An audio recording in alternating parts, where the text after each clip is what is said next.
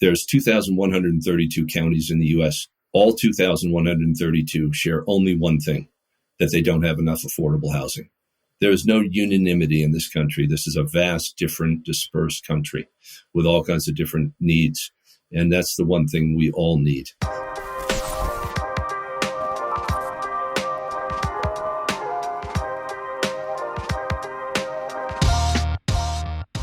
Welcome to the Construction Disruption Podcast, where we uncover the future of building and remodeling.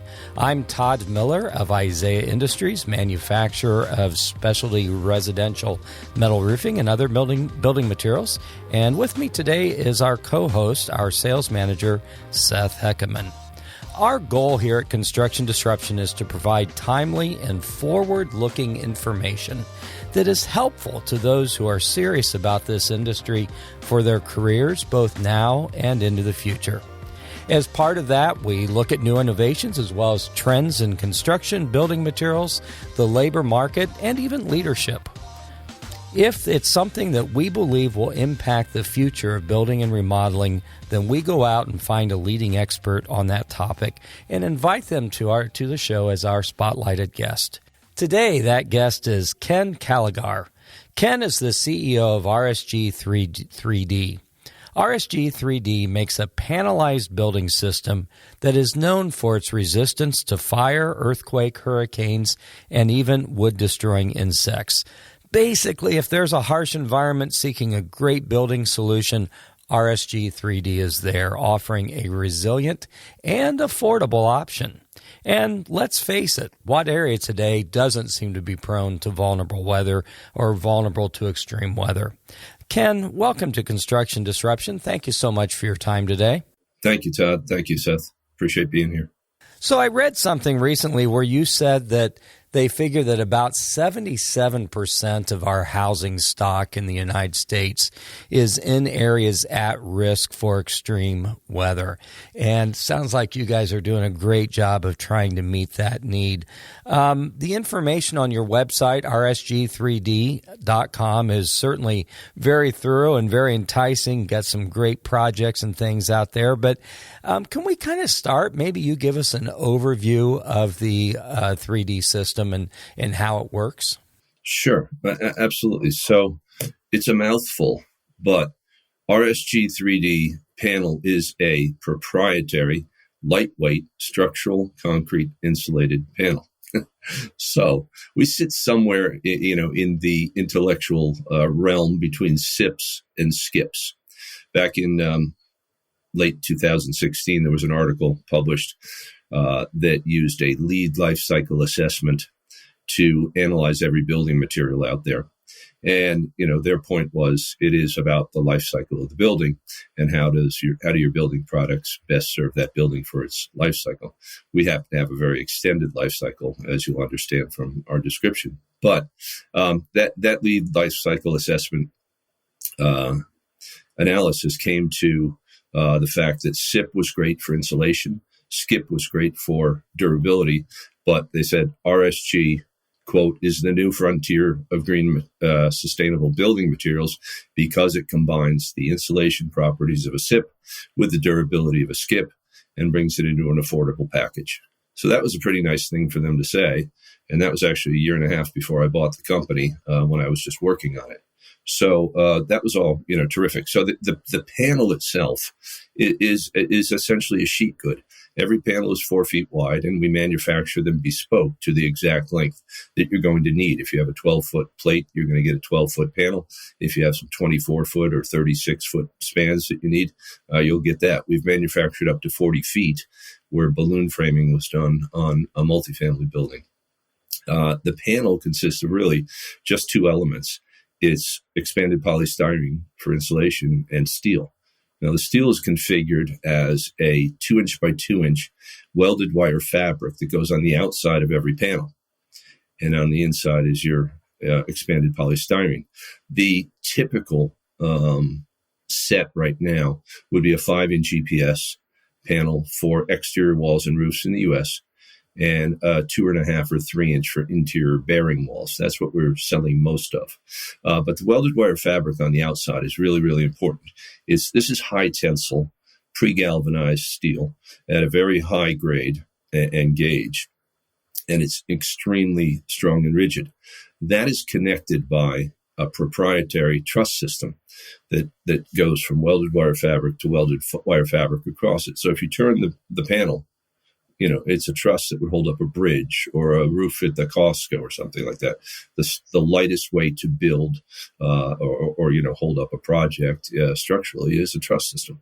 So we've created this repeatable high-grade truss system that you can then suspend EPS within, and therefore it's used for exterior walls, roofs, intermediate floors, party walls, corridor walls. It's used for every element of the building. And if you think about it from the builder's perspective, in a residence, let's just, we talk about residences a lot. We also do commercial and industrial, obviously, and municipal and every form of building. We have prisons built with this stuff, and as well as Jimmy Carter using it for Habitat for Humanity. But if you look at a residential assembly, that wall is probably 10 or 12 layers, right? That's a lot of work and a lot of products, especially in 2021, 22, when the logistics are, starting to kill people and the individual costs. So having a panel that can be used in all these realms, walls, intermediate floors, roofs, and for infrastructure, in fact, is very, very helpful to the builders. It's one medium. It's one very simple medium. The system is a composite system where you apply concrete to the outside or the top and the bottom of a roof panel. And so that's typically done through a shotcrete method, but it can be done basically through any method. But so there you have a composite system where, again, just kind of recapitulating it. If you saw it finished, you'd have 1.5 inches of concrete on the exterior portion, 1.5 inches of concrete on the interior portion.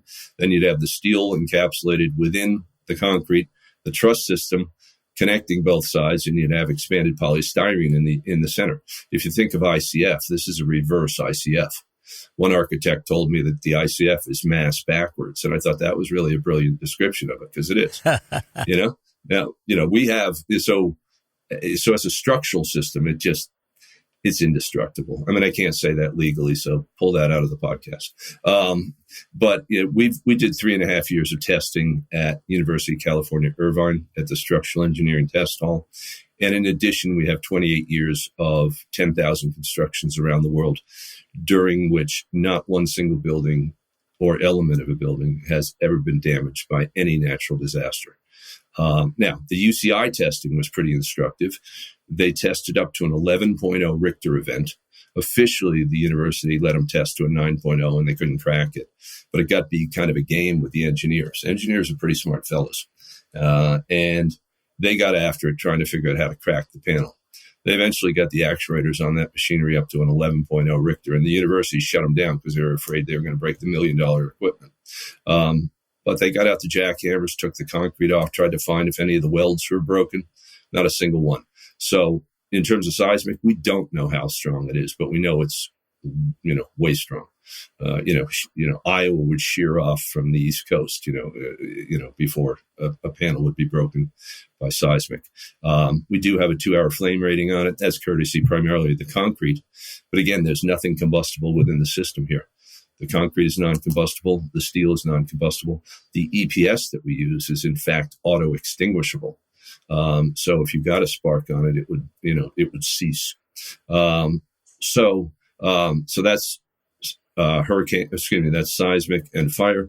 Hurricanes, it comes down to really what is the design of the building, but we're somewhere around 300 to 312 miles per hour wind ratings on that building, which is double the Miami-Dade hurricane code. Miami-Dade, I believe, tests for a 2-second gust. Last time I looked, that's not the way a hurricane works. Give us 300 miles per hour as a steady diet, and we're perfectly comfortable with that. We've been through a couple of floods and had no damage. We also have NATO ballistic ratings on the panel. We supplied to the Army in Iraq and Afghanistan back in the day, and so there are NATO ballistic ratings on it. So it's strong. That's an incredibly compelling story. And again, your website, rsg3d.com, is great as well. I know that one of the things that we always run into is every once in a while we'll run into where we've got a set of plans for a structure, and it's a concrete structure. And I can always depend on that being overseas, because that just isn't a method of construction that we historically have used here in the States, and yet it makes so much sense. So you kind of alluded to it earlier. You mentioned when I bought the company. So I'm starting to pick up on a thing that, I fell in love with this product, loved it so much I bought the company. Is that kind of your story? I know you kind of came out of the financial and capital markets world. So how did this all come to be? Well, it's kind of that. It was both love and duty. So I bumped into the panel when a client came to me and said, "Hey, we've seen this technology being used in Africa for social housing. We think, we've got a great business plan here with the United Nations to go build a bazillion houses in Africa and frontier economies and really do good work on the social housing level." So they kind of induced me to look at that. I did. I thought it was pretty cool, but I didn't know anything about construction, nothing about architecture, zero about engineering. So I had to learn an awful lot. And now I worked with those guys for a couple of years as an advisor.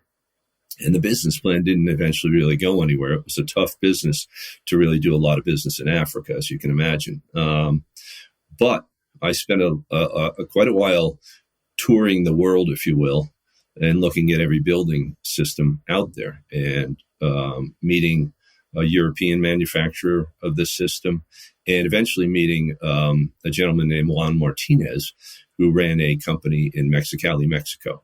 And to my mind, then and still today, Juan's the best panel expert in the world, bar none. I tell people that I'm 57th, but, I was 59th last year, so I'm coming. So, any event, so I found this system, and look, when I was in college, I wanted to work for the World Bank and do infrastructure in the third world and things like that and kind of benefit the world. And I got onto this financial path, and it was great. It was an interesting career. I got to meet a lot of interesting people and really learn a lot of interesting companies. And it gave me the skill to understand what I had here. And so the panel is really special. It's really affordable. It really de-risks projects. And as I compared it to every building system in the world, I became, very acutely aware that wood frame buildings were a disservice to anyone who lives within them. They're not, energy efficient. They're not cost effective. They're not healthy, for goodness sakes. And we spend 85% of our life in a building. And ultimately, they're not long-term affordable. So I looked at every advanced building system, whether it was ICF or SIPs and all kinds of little niche products along the way. And I pulled out the piece of paper and did the pluses and minuses. And this system had every plus. And there were other systems with some nice benefits, but nothing was matching this. So I had this knowledge, and I had walked away from that company because it was just not, a viable company, and was doing other things in my investment banking world. But I kept being nagged by this knowledge. I had this knowledge. I loved the product, but more than that, honestly, it was a duty. I had this knowledge, and so many people could benefit from it. And if I didn't do it, what would happen? We would go on and continue to do things kind of the wrong way. So I honestly do see this as a mission, and we will make plenty of money. Our shareholders will be very happy with that. But there's also a lot of do good here.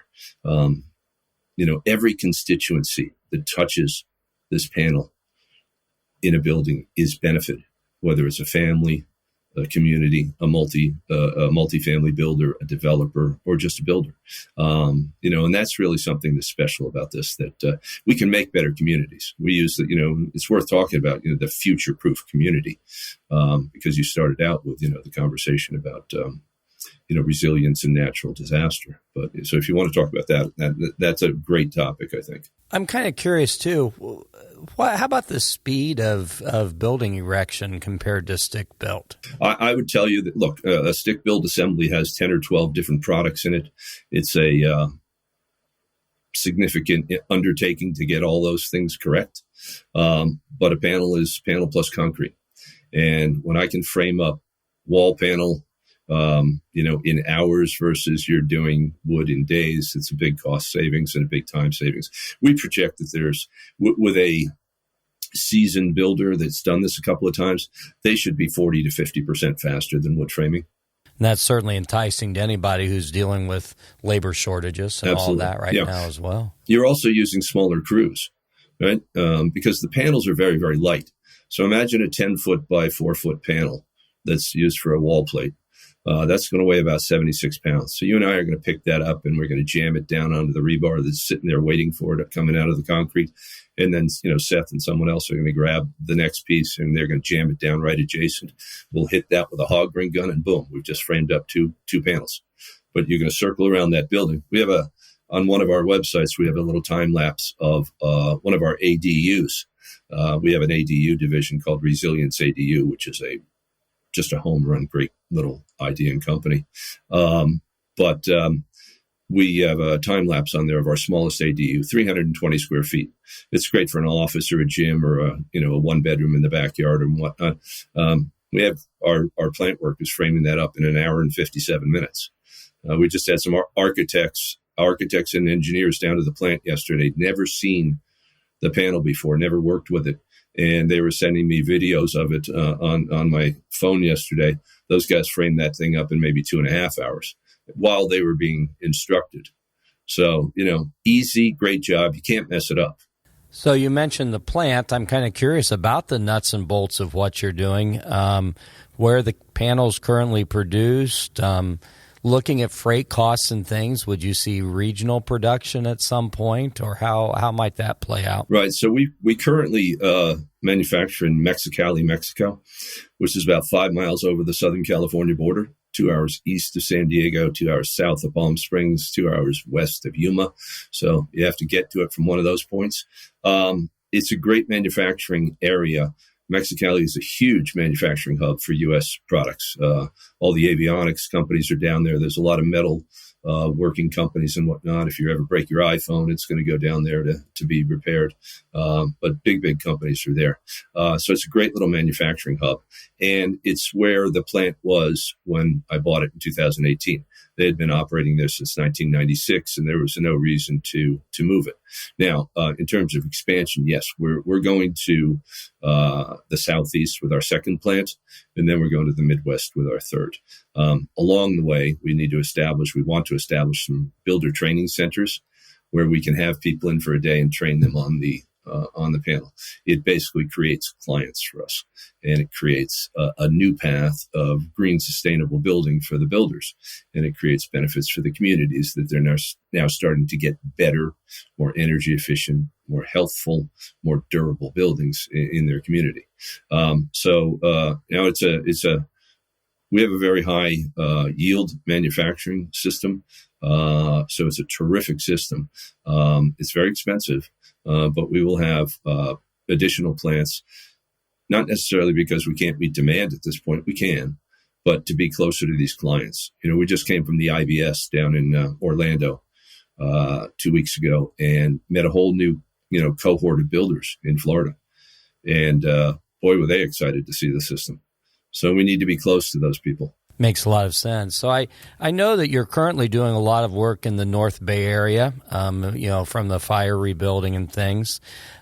What does that process look like in terms of, our clients bringing you building designs, home designs? I know you said you commercial as well, and basically saying, can you adapt your system to this, or can you? Is that kind of how that works, or what does that usually look like? Yeah, so I think you've basically asked two questions in there: kind of what's the demand and what's the adoption, but also what's the process. So the process is very simple.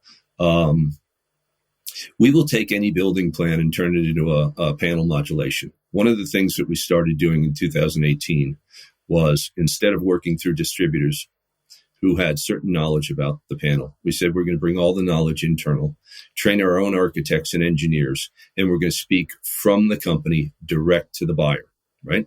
So there was no middleman this is a technical sale, and there are technical benefits. So there's no middleman essentially in there to pat you on the back and take you out for a beer and try to sell you some panel.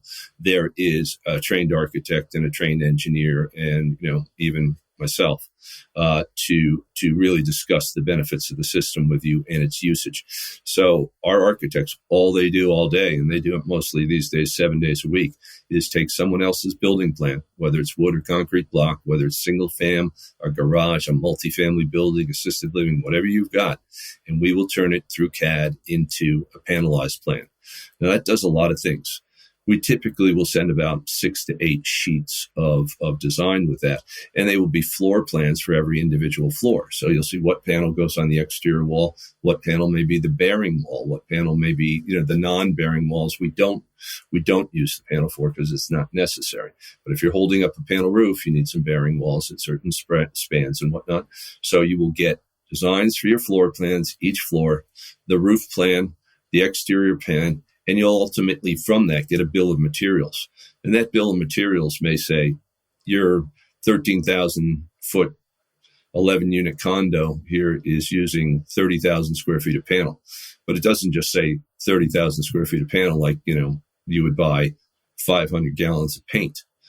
It says 30,000 panels made up of these 96 individual panel designs, 8-foot, lengths, 12-foot lengths, 14-foot, 8-inch lengths, that kind of stuff.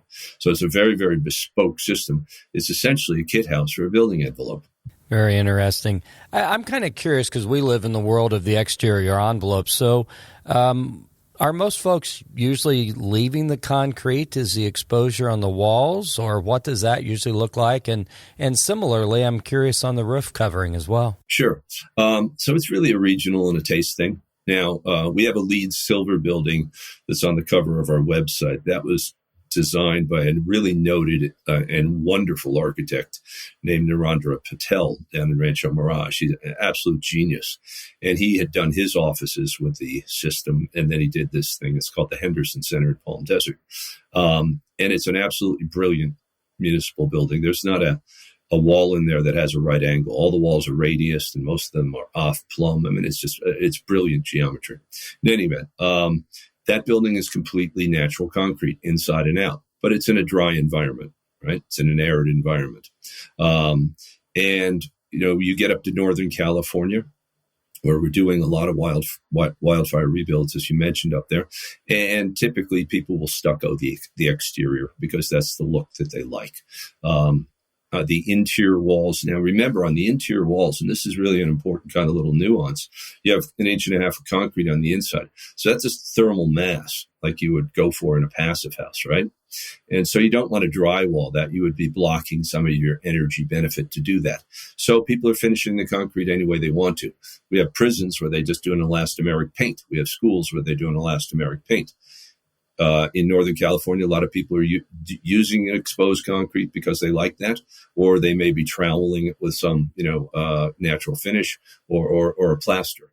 But you can get to a level 5 finish very easily. You're dealing with extremely stable, perfectly done concrete, and because of that, you can mechanically or chemically attach anything. Go down to Cabo, we have houses that look like they should be in Italy, covered in stone and terracotta tile on the roof.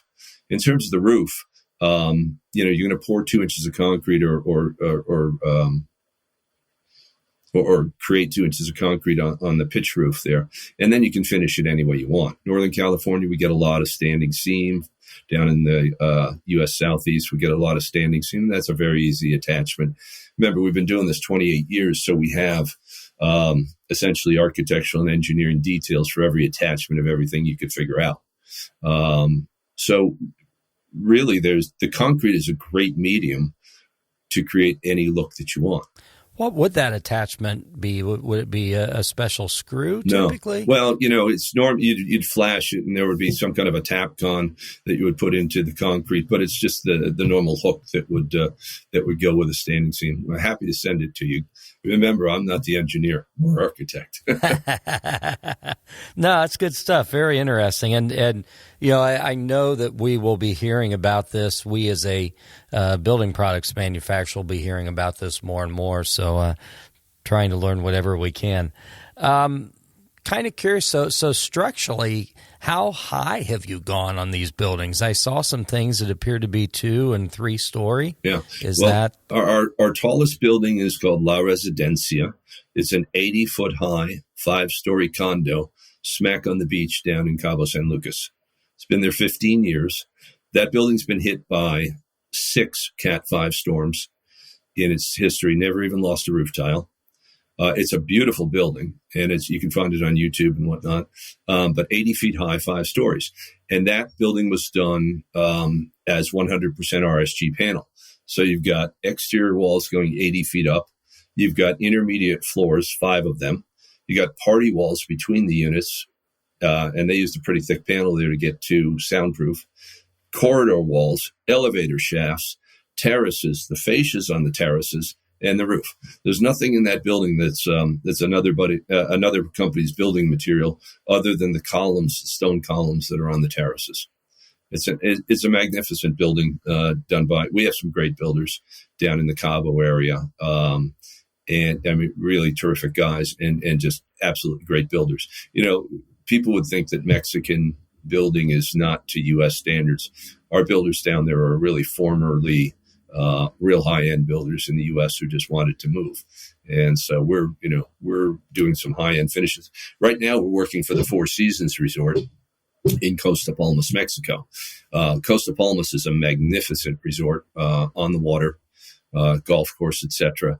And the residences down there, we're supplying to those. And we've got a company down there named Prestige Homes, Phil Orr, who's a magnificent builder. And he's doing a series of residences there. They're 4,000 or 5,000 square foot homes, and they go for a lot of money.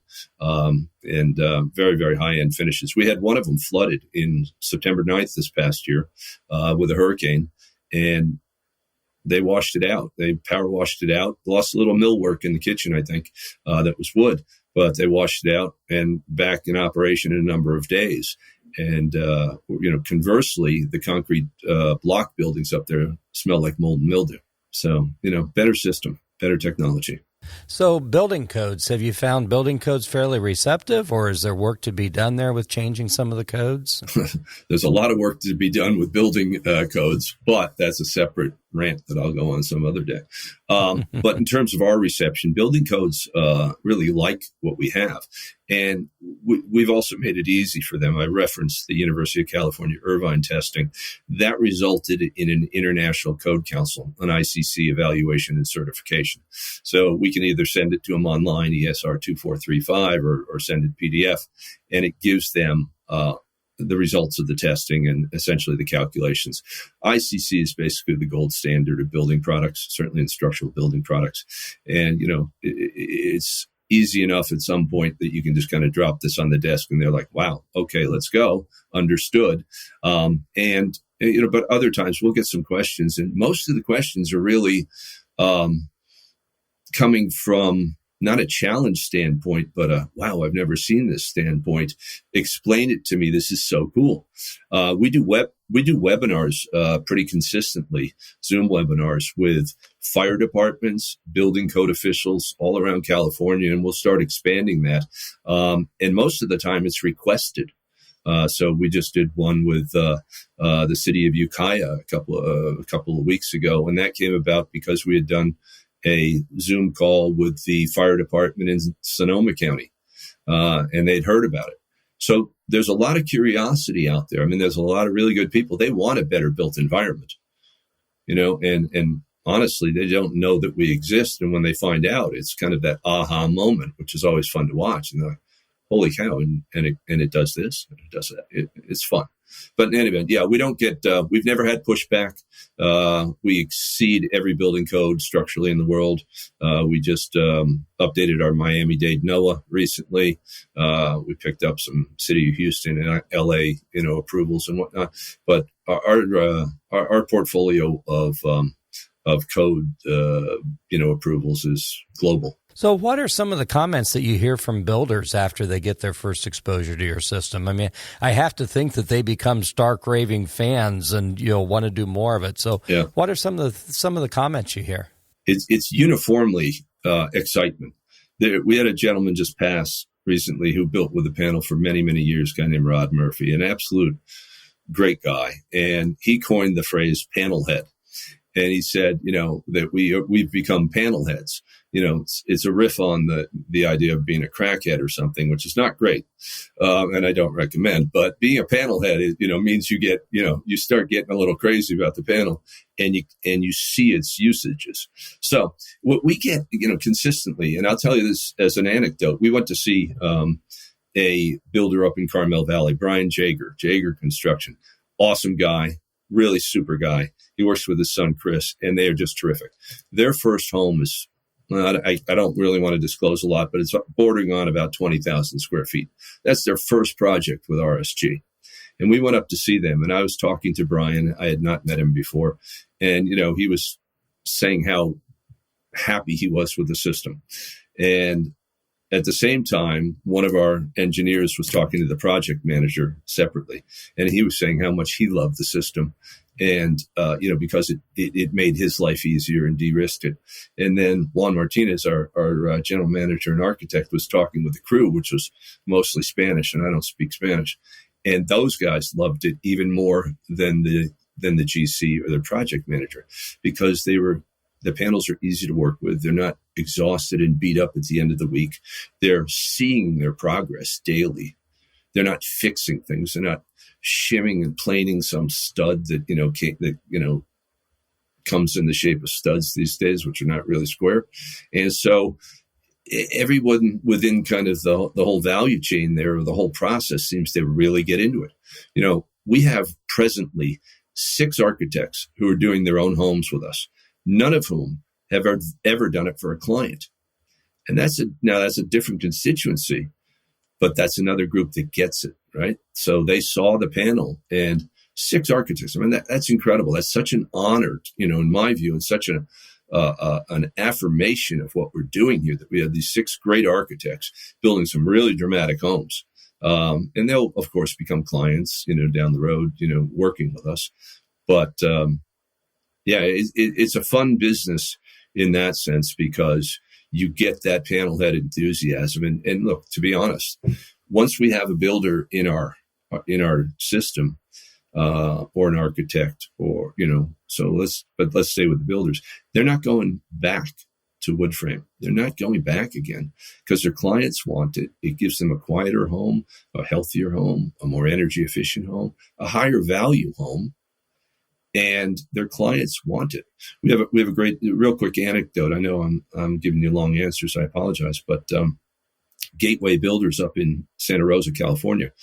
Santa Rosa burned down October 9th of 2017, and they lost about 6,500 houses up there. And I approached Gateway Builders shortly after I bought the company, and they kind of said, "Well, it's very interesting, but we're so busy." But then their clients started asking for it.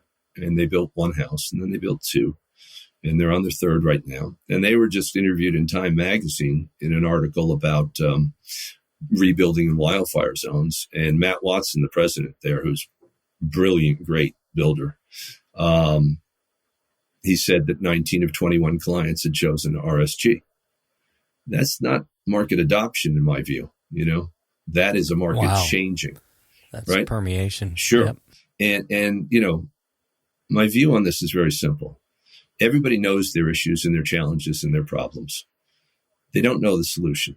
When presented with a logical solution, there's very few people who will not really try to dig in and understand it and try it. Fortunately, our stuff is pretty easy to understand. I figured it out, right? And because of that, you get this aha moment. You get this quick adoption. So that's terrific. It's we've had tremendous reception up there. But also, going back to the panel head notion, if I may, our clients become our best salespeople. It's amazing. So up in Santa Rosa, Gateway built for Nancy Watson and Frank Tanzi. These people are like angels sent from heaven. They have hosted tours of their home during its construction 8 or 10 or 12 times for us at the drop of a hat. We'll call them up and say, "Hey, Nancy, Frank, would you mind if so-and-so dropped by? Or would you mind if we brought in, 3 architects who want to see the system?" They're always there, and they will tell people their story, how their house burned down, how they decided they were not leaving, but they were going to do it right, and how their knowledge was going to help their community. I mean, it's really inspiring when you meet folks like this. Yeah, I have to imagine it really is. And I know you talked some, too, about energy efficiency and net zero homes. What are some of the stories you're hearing in terms of the operating costs of a panelized building like this? Well, I'll give you just straight up data. We're going to cut the energy consumption versus a wood frame code compliant new home by 45%, plus minus, just by substituting the panel. Okay, so California Title 24 is the strictest energy code in the country, and wood builders are having fits trying to meet it. When we model our buildings, they are typically exceeding California Title 24 by 22 to 26%. That's with just a normal amount of glazing and whatnot, and no changes to the building other than substituting 5-inch panel for the walls and the roof versus whatever else they had spec'd in there before we modulated it, right? Now, in terms of cost savings, I'm doing I have a little side gig called Joshua Tree Sustainable Development. I'm building a couple homes in Joshua Tree, which is the desert. It can be very cold, and obviously it can be very, very hot. And we're doing that basically to have a couple of models that we can take architects and engineers and builders and consumers to go see. As much as we like visiting Frank and Nancy and Gateway and whatnot, it's their house. And, we wanted to be able to do something slow and show a lot of people the framing, then the concrete work, et cetera. Anyway, we just had that building modeled. Now, that house is huge amount of glazing. It faces due west into the sunset. The back wall of the building is 65 feet long, and it's got 42 feet of glass. So it's mostly glass. So we're taking on a lot of radiant heat gain. But we're exceeding Title 24. As a wood frame building, that would have been $310 a month in energy costs. By substituting the panel, we got to $180. Okay, so we got about a 45% savings. But then we got to zero with a 4.2 kilowatt solar system for a net cost of about $12,000. The building will save $165,000 on the RSG portion, the 180 to zero, $165,000 in savings on 20 years. Another 45%, it would have saved over $300,000 from the, starting with the wood frame package. And that's on a $700,000 build. So that's a significant chunk of change, right? We have a builder down in Houston, terrific guy, Everlasting Homes Group. They're just finishing their first project. It's a 4-story townhome, about 4,000 square feet. And he's got 7 houses signed. He just did an analysis of one of these things. It would have taken 8 tons of HVAC in Houston, which is hot and humid. With the RSG system, was 2.4 tons. So huge energy savings here, right? And, to my mind, that goes back to that notion of a future-proof community and benefiting communities and families. If you can free up cash flow for most people the average American has not a lot of money in their checking account, and their house is their biggest asset, right? If you can save a few $100s a month every month, that is very, very important cash, right? It's very important during inflationary times. It's very important when you have a health crisis. It's very important in a lot of ways. And it's available at no extra cost because the RSG panel system builds at the same price as wood. I'm essentially giving you half a free solar system if you look at it that way, right? Because we're saving you half of your energy. So these benefits really trickle through to communities and intergenerational wealth. I mean, or look at it this way: if you can free up $300 a month in cash flow on just your energy, add on to that your durability savings, right? Because these are 500 to 1,000-year buildings with no maintenance. Maybe some insurance savings. Maybe you're saving $400, $500, $600 a month. That's real money at the end of the year. You put that money into prepaying your mortgage. We've done these studies, and it basically pays the mortgage off in 15 to 17 years. You put that money into a savings account at any reasonable interest rate, you've got college paid for when 16 years out, when you need it, when your kid is ready to go, or it's health care. And that all goes back to future proofing, right? Yeah, I mean, look, it all goes back to benefiting your client, and it's a great path to benefiting your client. There's value added along every single day, and by the way, that Nobody knows the cost. We don't talk enough in this country about the healthfulness of our buildings. We're starting to get it. 25 years ago, we started understanding energy efficiency, thanks to guys like Sam Rashkin and other people. And then maybe, when Hurricane Katrina came around, the word resilience came into the zeitgeist. And we're now starting to get to the healthy aspect of the building. Builders in the Southeast will tell you that 25 to 30% of their clients have asthma or allergies. If you can get into a building that's clean, that can't rot, mold, host vermin, that's not laden with chemicals like certain woods are, that has no VOCs and has clean air, the health benefits just jump. They just jump. And what's the cost of being sick? What's the cost of the misery of your child constantly having a cold or having asthma? I mean, these are incalculable benefits, but they're there. So I believe that RSG in your name stands for Restructure Group. Is that correct? That's correct. And so what you're doing really is very disruptive technology, restructuring how things are built. What do you see as the overall market potential for this type of panelized construction? Well, I don't want to sound crazy here, but it's every wall, every floor, and every roof in North America, which is a lot. I mean, there's 30 billion square feet of drywall is sold in the U.S. annually. So, if we got that market, that would take like 1,000 plants. Then, of course, there's the flooring and the roofs. That would take another 1,000 plants. Before you know it, we'd have 10 plants in every state. But our total addressable market is virtually every structural surface in North America. There's not a building that we haven't done or can't do. I'd say we're limited to about 70 or 80 feet. So we're not going to do a skyscraper in New York City, and unless you want to use it as an infill product. But anything up to that absolutely works. In addition, we do infrastructure. So we've done freeway sound barrier walls, and we did firewalls for the city of Santa Rosa for their rebuilds. They were rebuilding fast after their fires in 2017, and we built 3,100 linear feet of sound wall and firewall for them in the community of Coffey Park. That little project won the, I think it was called the North Bay Infrastructure Project of the Year, or it was one of the top ones or something like that. But it's a great little project, and we're happy to do those kind of things to help communities.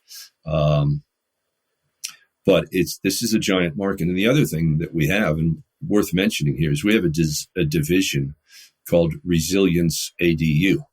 And we market it as the only disaster resilient, energy efficient ADUs in North America. That division won the NAHB's Global Innovation Award presented in January 2020 as the leadership product in the world. You had I think Robert August. And sure. Robert's on our board of directors. And the way we met Robert was he was the lead judge of the NAHB's Global Innovation Awards the year that we won. Okay. Talk about a panel head. When the first day I met Robert was the day we were being presented with the award at the IBS show in Vegas in January 2020. And this gentleman was going off about the benefits of RSG like no one in the world, more than me. And I said, wow, this guy is a treasure. Great background in the industry, knows a bazillion people. And his enthusiasm was just, exciting. So we got to talking, and we just said, at a certain point, we just said, listen, we've become friends. We're colleagues. We all want the same thing. Why don't you just come on the board of the company and help us out? And so that's how we got Robert, just a guy who figured it out and got enthused. Very good. Yeah. Well, and you've sold me. All of the benefits of what you're doing are so apparent, and that market share does build pretty quickly. I mean, we've seen it in our own metal roofing industry. We've seen pretty dramatic market share growth over the last 15 to 20 years. So it does happen, and sounds like you guys are well on your way already. Well, we're really close to the end of our time. This has really been informative, and I know that we're going to be seeing a lot more of RSG 3D in the future, and I look forward to that. Before we close out, something we always ask folks if they're willing to do is participate in our rapid fire question round. These are 7 questions that some of them may be a little silly, some are more serious. All you have to do is give your immediate response to them, and our audience needs to understand that if Ken agrees to this, he doesn't know what we're going to ask him.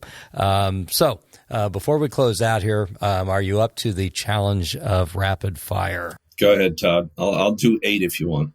Hey, we may come up with another one. You want to alternate questions? Sure. Okay, I'll let Seth ask the first one, and we'll alternate back and forth. If you could invent anything, what would it be? If I could invent anything, it would be pride. It would be some way to give people pride in what they're doing. There's no better feeling than being proud of your children or being proud of what you do. And that's what I would give people. That is awesome. Powerful. Absolutely. Love that.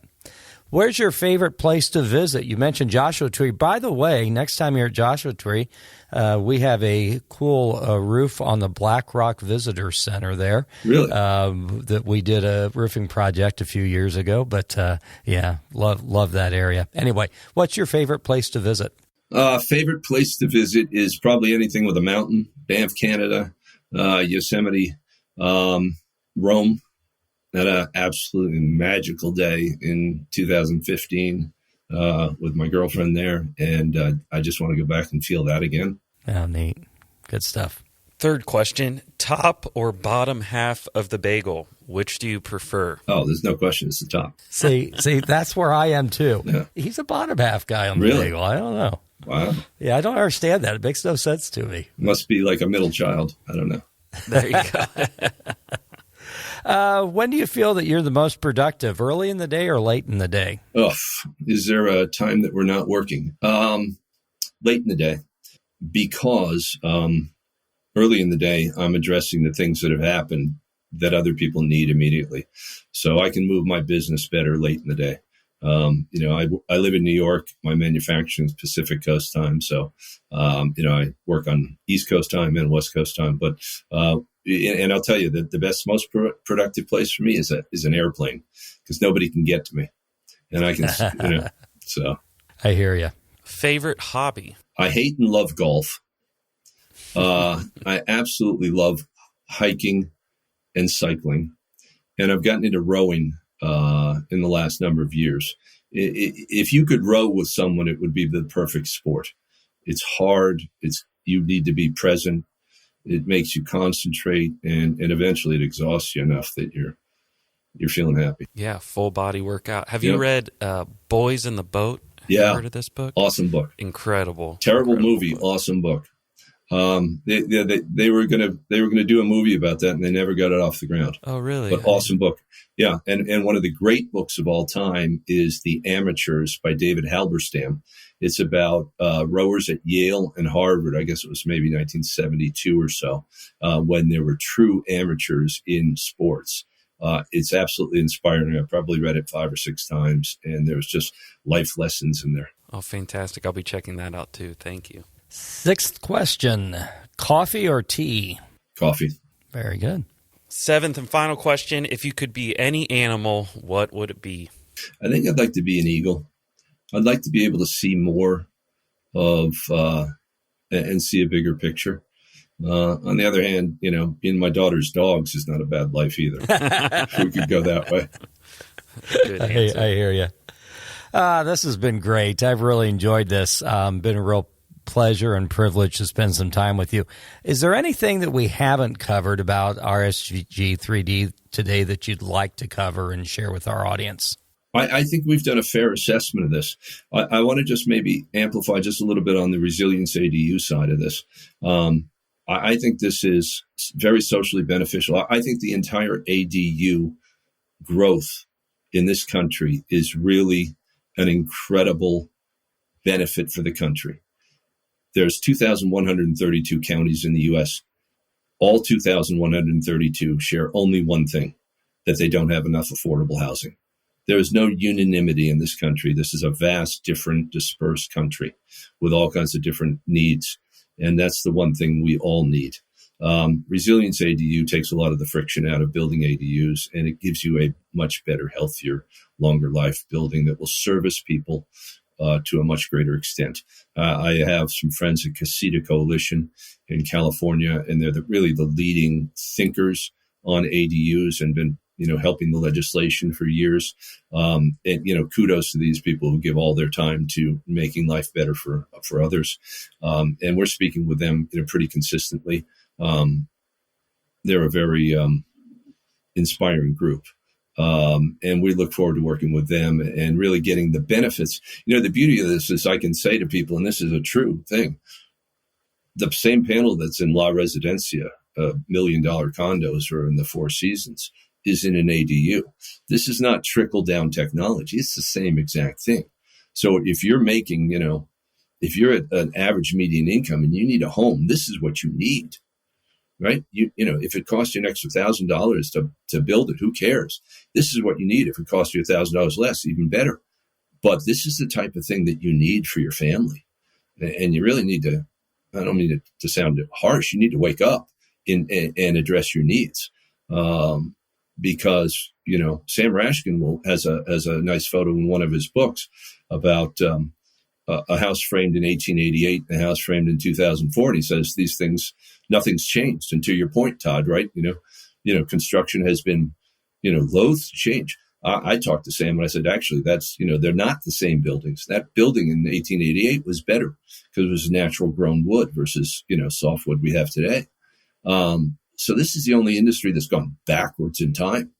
Final thought. If you're building a house to code, you are building the worst house that you're legally allowed to build. Think of the logic, right? In what other place in your life do you choose the worst car that you're legally allowed to buy? Do you choose the worst spouse? Do you choose the worst doctor? No.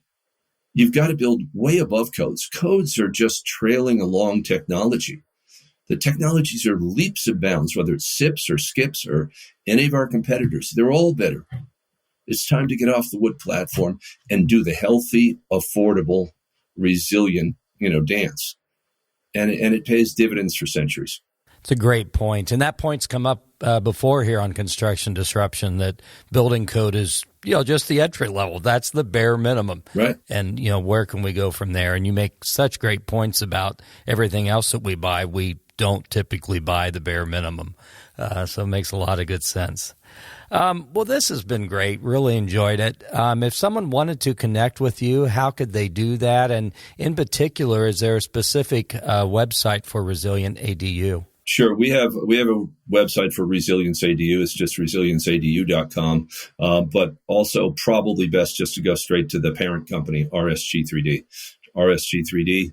You can go to the website. There's a little link in there. We get, plenty of inquiries every week.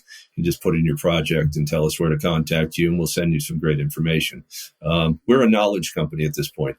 The manufacturing takes care of itself. We have to teach people how to build better and how to create a better path for themselves and their families and their communities. So that's all we do. Very good. Well, this has been great. Thank you so much to our audience for tuning into this episode of Construction Disruption with our special guest, Ken Calligar of RSG3D, a fantastic panelized building system designed to weather even the most extreme conditions. Please watch for future episodes of our podcast. We have more great guests on tap. And don't forget to leave a review on Apple Podcasts or YouTube. Until then, change the world for someone. Make them smile. Encourage them. Two very powerful things that we can do to change the world.